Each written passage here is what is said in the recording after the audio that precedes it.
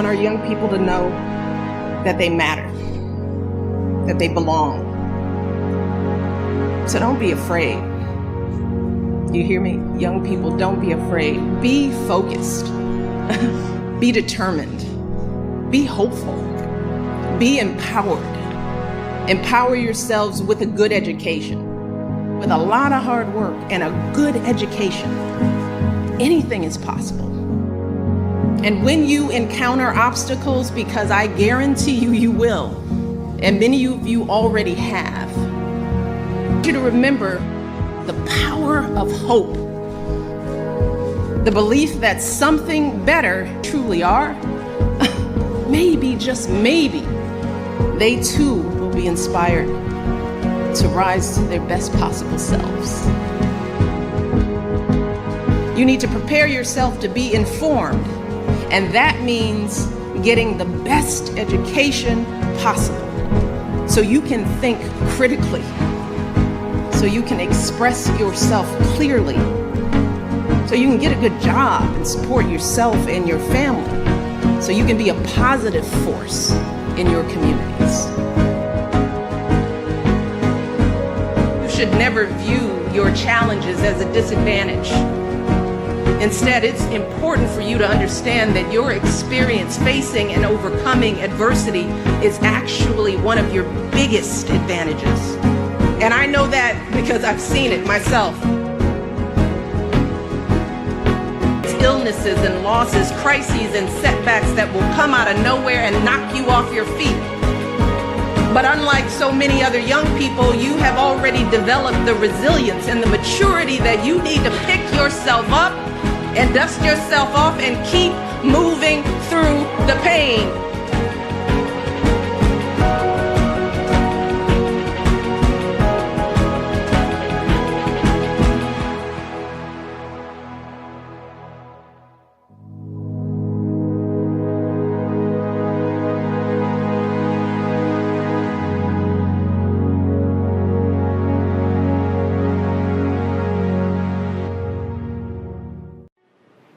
You know how it is.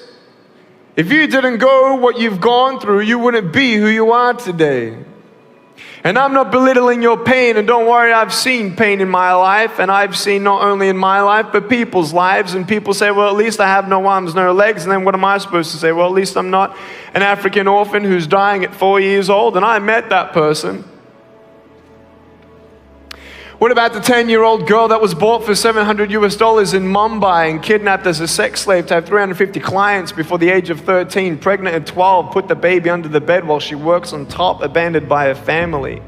After she pays her debt of $700 after 3 years with her child, she leaves on the streets of Mumbai hoping for a new life. No family, no job, no food. Her baby needs food. She gets raped, beaten up on the street. She comes back to the only way that she knows how to make money. She goes back to the brothels.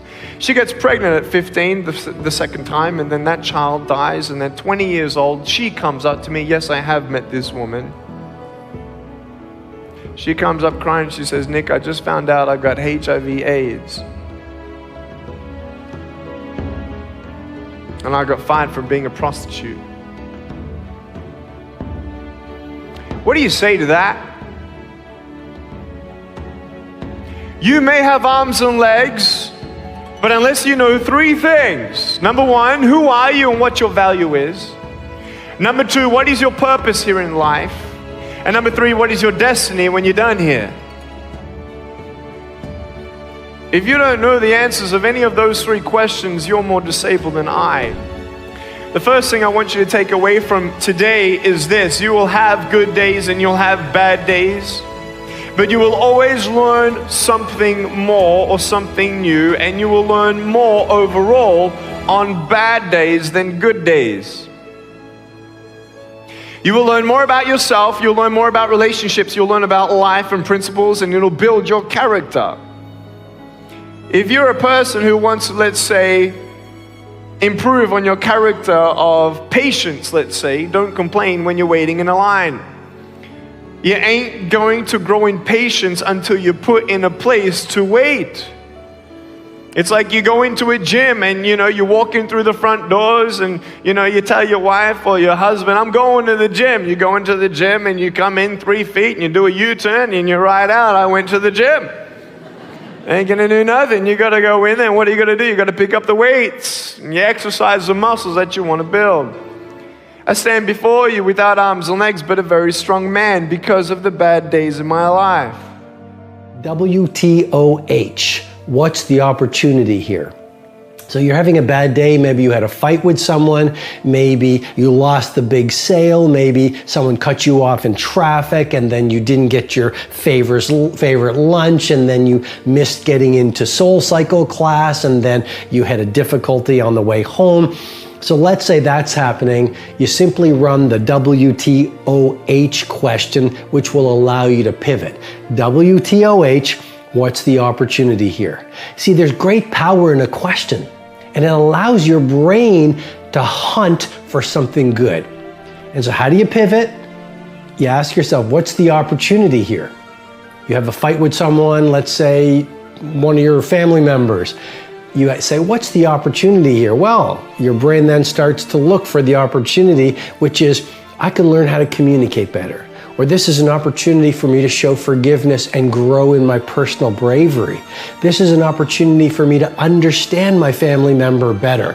It's a great and powerful question. I worked for Miss Hughes for about 8 months, and I got a weekend gig in New York. So I would do weekdays at WOL in Washington and drive up on Fridays after my shift, which would end at 7 o'clock, and I'd be on all weekend long over in Queens. That's where the radio station was located. And then I would drive back to DC, and I would never even stop at my parents' house. Never had time for friends because everybody was kind of not understanding my dream and kind of laughing at me or something, or trying to, my friends were like real immature and stupid and wanting to party and hang out, and I'm on a path, and my parents were very, oh, do you want something to eat? What is this crazy thing you're doing called radio? I would sleep in my Subaru. They gave me a Subaru for college graduation. And I would sleep in my car at every rest stop between New York and Washington, D.C. to block out the noise of people telling you can't do it. Right.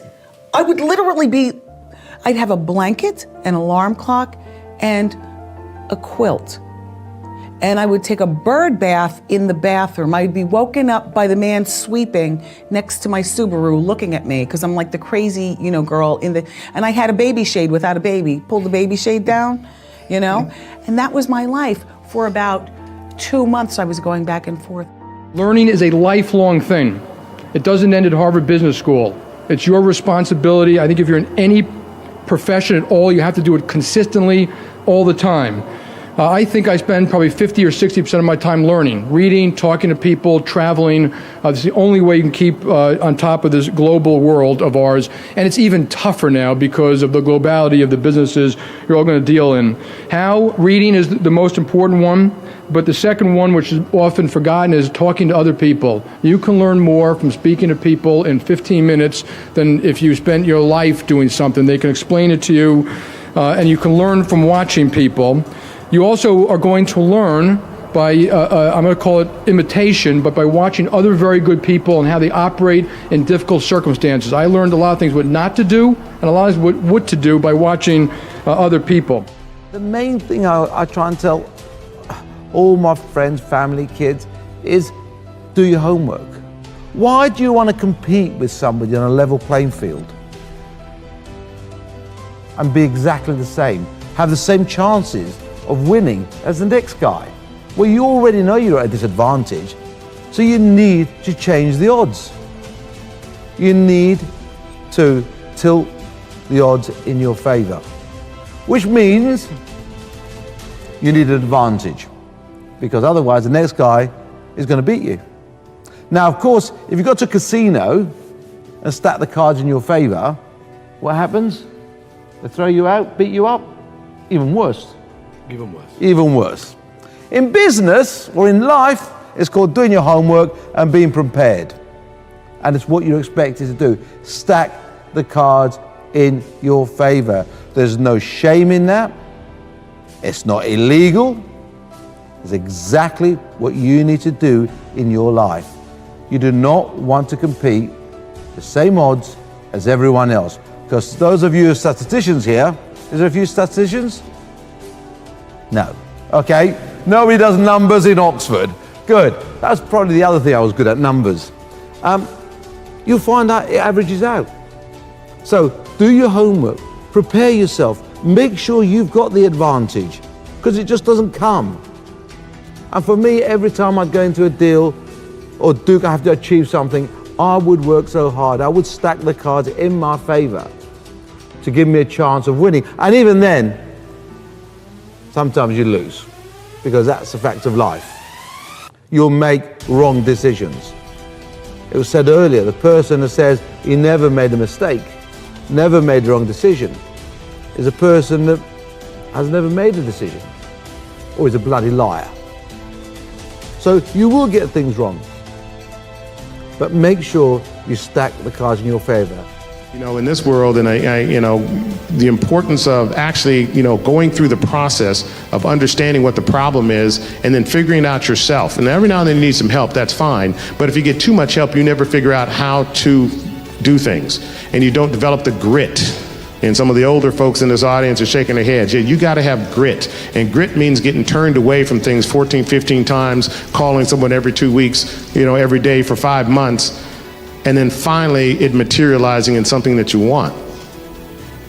And discovering the joy of figuring things out means, you know, if you know, fight through those problems, understand and learn how you address those problems, and come up with the answers to those with the answers to those problems in a solution that is uniquely yours. That's an important part of growing up and solving problems, because if you can't solve easy problems now, you will not be able to solve difficult problems later. I have in my travels occasionally met promising young people who insist they are not going to ask for help along the way. They want to figure it out themselves. Mine was the opposite approach. It is hard enough out there. Get all the help you can. Getting help really is just a part of a lifelong search for wisdom.